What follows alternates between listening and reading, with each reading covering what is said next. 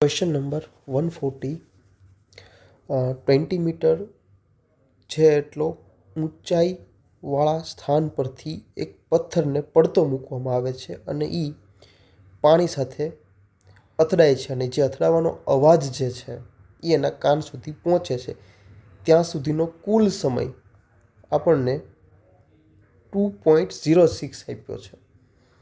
2.06 તો T1 માની લો કે એ પથ્થરને અહીંથી આ સપાટી સુધી પહોંચવા માટે લાગતો સમય હોય તો T2 એ અવાજના ઝડપ અને સપાટીથી એ માણસ સુધી પહોંચતા લાગતો સમય છે. એ કુલ સમય 2.06 આપણને આપેલો છે.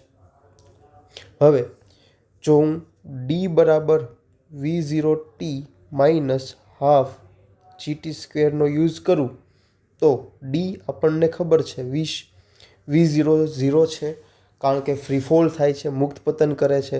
તો વધ્યું ખાલી -1/2 G આપણે 10 લેવાનું છે અને Tનો સ્ક્વેર એ આપણે મેળવવાનો છે. T1નો સ્ક્વેર થયો આપણામાંથી પથ્થરને અહીંથી આ પાણીની સપાટી સુધી પહોંચવા માટે લાગતો સમય અને સ્થાનાંતર નીચે તરફ થાય તો એ -20 લેવાનું. માઇનસ માઇનસ પ્લસ થઈ જાય છે તો થશે હું તો T1નો સ્ક્વેર બરાબર 4 તો T1 બરાબર 2 સેકન્ડ આવે. T1 બરાબર જો 2 સેકન્ડ થાય તો T2 કેટલું થશે એ આની ઉપરથી મળી જાય. T2 બરાબર થશે 2.06 માઇનસ T1 તો T2 થશે 0.06. મતલબ કે એ સંઘાતનો જે અવાજ છે, કોલિઝન થવાનો જે સાઉન્ડ છે, એ સાઉન્ડ માણસ સુધી પહોંચવા માટે T2 જેટલો સમય લે છે.